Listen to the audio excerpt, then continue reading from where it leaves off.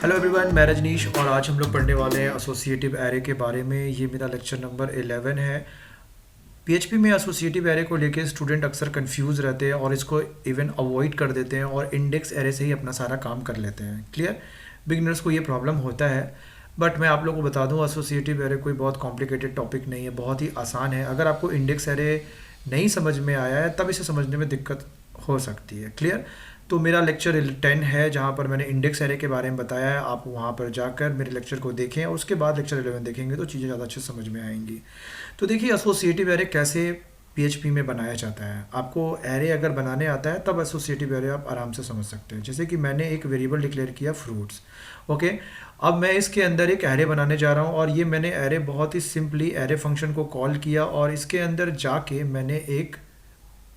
मैं यहाँ पे इसमें मैं कुछ डेटा डालने वाला हूँ। ध्यान से देखिएगा, मैंने यहाँ पे लिखा डबल कोट्स के अंदर 1, डबल कोट्स, सिंगल कोट्स, आप कुछ भी लिख सकते हैं। और मैंने यहाँ पे एक एरो बना दिया और एरो के बाद मैंने यहाँ पे दे दिया, सपोज कर लीजिए एप्पल। तो यहाँ पर जो 1 देख रहे हैं वो है आपका की और ये जो एप्पल देख रहे हैं ये है आपका क्या, वैल्यू। उसके बाद मैंने कॉमा दिया। अब मुझे दूसरा डेटा चाहिए तो दूसरा डेटा के लिए मुझे फिर से यहाँ पर एक की देना पड़ेगा, क्योंकि एसोसिएटिव एरे जो होता है वो की और वैल्यू के बेसिस पे काम करता है। तो ये हो गया मेरा की और इसका जो वैल्यू है मैंने यहाँ पे वैल्यू दे दिया, सपोज कर लीजिए मैंगो। क्लियर? अब मैं यहाँ पर एक और डेटा लूँगा और मैं इसका की दे रहा हूँ यहाँ पे फ़िलहाल 3 और इसका जो वैल्यू है मैं वो दे रहा हूँ बनाना। ओके, इसको यहाँ पे बनाना कंसिडर करिएगा, ये मैं यहाँ से हटा दे रहा हूँ।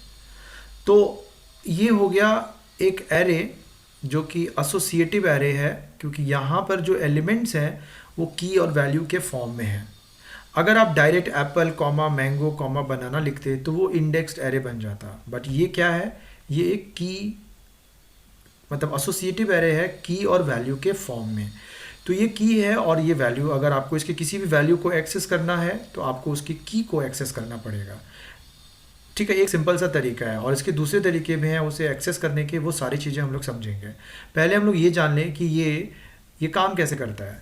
जैसे मान लीजिए आपने ये इस तरीके से लिया तो इसका मेमोरी रिप्रेजेंटेशन हम कर देते हैं आपको, एक कॉन्सेप्चुअल व्यू। तो यहाँ पर मैंने एक की बना दिया और यहाँ पे मैंने एक वैल्यू बना दिया, ऐसे दो अलग अलग कॉलम। तो एक कॉलम में मैंने की स्टोर कर दिया और एक कॉलम में मैंने क्या स्टोर कर दिया, वैल्यू।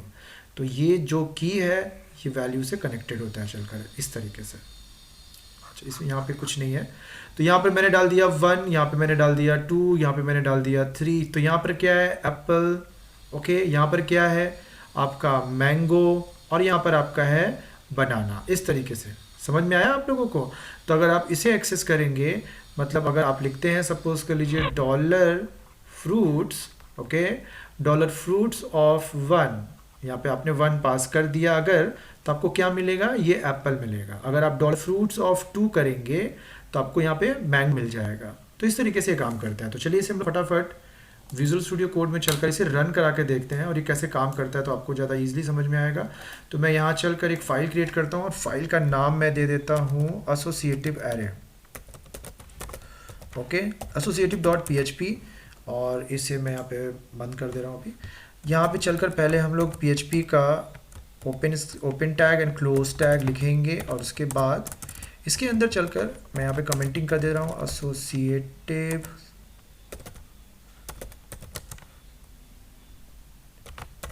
ओके। कैसे हम लोग एसोसिएटिव एरे बनाएंगे, जहाँ पे मैंने अभी समझाया था कुछ देर पहले, मैं उसी का यूज़ कर रहा हूँ, वही कॉन्सेप्ट मैं यहाँ पे यूज़ कर रहा हूँ। तो ये देखिए डॉलर फ्रूट्स है जो मेरा एरे का नाम है। मैंने यहाँ पे एरे फंक्शन को कॉल किया और एरे फंक्शन के अंदर मैंने वैल्यूज़ पास कर दिया। तो मैंने सबसे पहले यहाँ पे लिया की और मैंने उसकी एक वैल्यू असाइन कर दी। वैल्यू मैंने उसका बना दिया आपका मैंगो। तो की आप यहाँ पे 1 2 3 भी लिख सकते हैं, आपके ऊपर डिपेंड करता है। फिर मैंने यहाँ पे लिया आपका 2, फिर मैंने यहाँ पे लिख दिया आपका एप्पल, ठीक है ना। और मैंने एक और की लिया, की और वैल्यू का ग्रुप। तो यहाँ पे मैंने ले लिया 3 और ये है मेरा बनाना, ठीक है। तो अब मैं इसे डिस्प्ले करूँगा। तो डिस्प्ले के लिए प्रिंट आर फंक्शन का हम लोग यूज़ करेंगे, ये देखने के लिए कि इसका व्यू क्या है, ठीक है ना। तो ये चलते हैं हम अपना सीधे एक सेकेंड, यहाँ पे मैं चलता हूँ आपका लोकल होस्ट के अंदर, और ये मेरा पूरा एरे के अंदर ये फाइल को मैंने खोला, और ये देखिए ये मेरा आउटपुट आया। वन किससे कनेक्टेड है, मैंगो से। 2 किससे कनेक्टेड है, एप्पल से। 3 किससे कनेक्टेड है, बनाना से। क्लियर। तो ये है आपका की और वैल्यू। अब अगर आपको कोई पर्टिकुलर वैल्यू डिस्प्ले करना है, ठीक है, मान लीजिए आपको सिर्फ मैंगो डिस्प्ले करना है, ठीक है ना, तो आप कैसे डिस्प्ले करेंगे, उसके लिए आपको लिखना पड़ेगा एको या प्रिंट, उसमें से आप कुछ भी इस्तेमाल कर सकते हैं। आपको एरे का नाम बस यहाँ पे पास कर देना है, और उसके अंदर आपको क्या पास कर देना है, की। जैसे आप उसके अंदर की डाल देंगे तो आपको वो पर्टिकुलर वैल्यू मिल जाएगा, जैसे कि यहाँ पे मिलेगा हम लोगों को मैंगो। क्लियर। तो आप इस तरह से कोई भी वैल्यू एक्सेस कर सकते हैं। आपको एप्पल एक्सेस करना है तो आप यहाँ पे जाके 2 पास कर दीजिए। आपको बनाना एक्सेस करना है तो यहाँ पे जाके 3 पास करिएगा। ठीक है, यहाँ पे देखिए मैंने जानबूझकर यहाँ पे एक स्मॉल लेटर में लिखा है।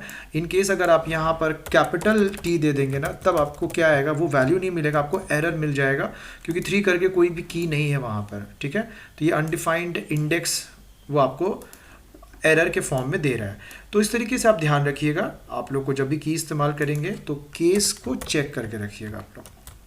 तो आपको अगर इसे डिस्प्ले करना है फॉर लूप के हेल्प से, तब आप इसे फॉर लूप के हेल्प से कैसे डिस्प्ले करेंगे। तो मैंने डायरेक्टली एक्सेस किया था, तो एक काम करता हूँ मैं यहाँ पे चल के इसे कमेंट आउट कर दे रहा हूँ, और मैं अब फॉर लूप चला के इसे डिस्प्ले करने की कोशिश करता हूँ। ठीक है, तो यहाँ पर हम लोग जो इस्तेमाल करेंगे वो है आपका फॉर ईच लूप। ठीक है, तो फॉर ईच लूप भी आपका उसका कॉन्सेप्ट क्लियर हो जाएगा। फॉर ईच लूप में कैसे हम लोग किसी एरे को डिस्प्ले करते हैं।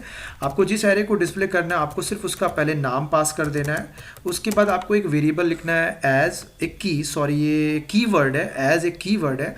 एंड देन आफ्टर आपको यहाँ पर एक ग्रुप बनाना पड़ेगा, पेयर बनाना पड़ेगा की और वैल्यू का। तो आप कुछ भी लिख सकते हैं, $A ऐसे एक एरो बना दीजिएगा, देन $B।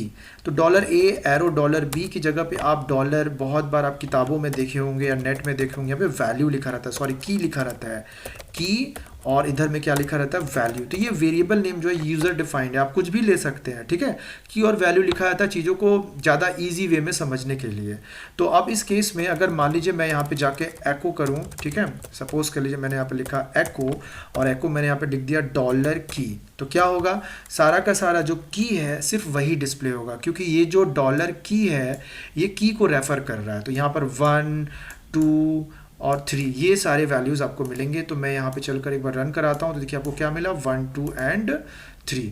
तो ये हो गया आपका की, और आपको सिर्फ अगर वैल्यू डिस्प्ले करना है तो आप वो भी कर सकते हैं। आपको जाकर बस करना क्या है, आपको वैल्यू लिख देना है वहाँ पे। ठीक है ना, तो मैं ये की को हटा के मैं यहाँ पे अब लिख दे रहा हूँ वैल्यू। तो अब मैं अगर यहाँ पे डिस्प्ले करूँगा तो मुझे देखिए वैल्यू मिल गया, मैंगो, एप्पल एंड बनाना। तो इस तरीके से आप एसोसिएटिव एरे को एक्सेस कर सकते हैं, और आप एक साथ की और वैल्यू को भी डिस्प्ले कर सकते हैं। तो मैं यहाँ पे जाके लिखता हूँ की डॉट एंड देन ये स्पेस एंड दिस, तो की और वैल्यू एक साथ डिस्प्ले होगा। क्लियर। तो यहाँ पे हम चलते हैं, ये हो गया आपका क्या, देखिए 1 मैंगो, 2 एप्पल एंड 3 बनाना। तो 1, 2, 3 क्या है, वो की है, और उसके बगल में जो है वो क्या है, वो आपका वैल्यू है। तो आप इसको इस तरीके से भी यहाँ पे डिस्प्ले कर सकते हैं, तो और भी अच्छे समझ में आएगा आपको। तो ये देखिए ये हो गया आपका की, और ये आपका क्या हो गया, वैल्यू हो गया। तो इस तरीके से आप एसोसिएटिव एरे को डिस्प्ले कर सकते हैं। ठीक है ना। अच्छा, ये ध्यान रखिएगा कि यहाँ पर जो भी की होगा वो की जो है वो केस सेंसिटिव होता है। और हाँ, आप की यहाँ पर कुछ भी ले सकते हैं, आप 1 लिए हैं तो यहाँ पर आप कुछ भी की लिख सकते हैं। ठीक है ना। और इंटीजर वैल्यू भी यहाँ पे आप ले सकते हैं। फॉर एग्जांपल मैंने यहाँ पे ले लिया, सपोज कीजिए 123। अब मैं इसे यहाँ पे चल के एक बार एक्सेस करता हूँ, तो देखिए अभी ये 123 है, ये आपका 2 हो गया, ये आपका 3 हो गया। तो की भी आप किसी भी फॉर्म में यहाँ पे ले सकते हैं। क्लियर। तो अगर आपको इसके किसी भी वैल्यू को मॉडिफाई करना है, सपोज कर लीजिए आपको यहाँ पर मैंगो को हटा के यहाँ पर आपको सपोज कर लीजिए पाइनएप्पल डालना है, तो आप यहाँ पर क्या कर सकते हैं, आपको सीधा एरे को एक्सेस करना है और उस की को आपको टारगेट करना है जिसकी वैल्यू को आपको मॉडिफाई करना है। तो मैंने यहाँ पे 123 जो की है उसका वैल्यू मुझे चेंज करना है, तो मैंने यहाँ पे डाल दिया पाइनएप्पल। तो अब अगर मैं इसको डिस्प्ले करूं इसी लूप के थ्रू, तो यहाँ पर जाकर हम इसे इस तरीके से डिस्प्ले कर सकते हैं। तो ये देखिए ये मेरा यहाँ पर अब पाइन एप्पल आ रहा है। क्लियर। तो एसोसिएटिव एरे को डिस्प्ले करने का ये एक सबसे सिंपल तरीका है। आप इसे रेगुलर लूप के थ्रू भी डिस्प्ले कर सकते हैं, बट वहाँ पे आपको कुछ फंक्शंस का इस्तेमाल करना पड़ेगा। आगे हम लोग सीखेंगे कि कैसे इसके लाइब्रेरी फंक्शन काम करते हैं, लेकिन लाइब्रेरी फंक्शन तक पहुंचने से पहले आपको किसी भी जो भी अगर आप एरे का टॉपिक पढ़ रहे हैं पीएचपी में, तो आपको एरे का कॉन्सेप्ट पहले क्लियर करना है और उसके बाद लाइब्रेरी फंक्शन में हम लोग जाएंगे। क्लियर। तो आज के इस लेक्चर में इतना ही एसोसिएटिव एरे के बारे में, जहाँ पे मैंने आप लोग को बताया कि एसोसिएटिव एरे बनाना कैसे है, उसके वैल्यूज़ को डिस्प्ले कैसे करना है और मॉडिफाई कैसे करना है। क्लियर। आप एसोसिएटिव एरे के अंदर किसी भी तरह का की और किसी भी तरह का वैल्यू ले सकते हैं, बिल्कुल अलग अलग टाइप के भी वैल्यू यहाँ पे ले सकते हैं। जैसे आप फ्रूट लिया है तो यहाँ पे आप किसी का एड्रेस ले लीजिए, यहाँ पे फ़ोन नंबर ले लीजिए, किसी का वेट ले लीजिए, किसी का हाइट ले लीजिए। आप किसी भी फॉर्म में वैल्यूज़ और की ले सकते हैं। फ्रैक्शन वैल्यूज़ जो हो अगर की में, तो आप उसे अवॉइड करिए क्योंकि उससे कोई लाभ नहीं है।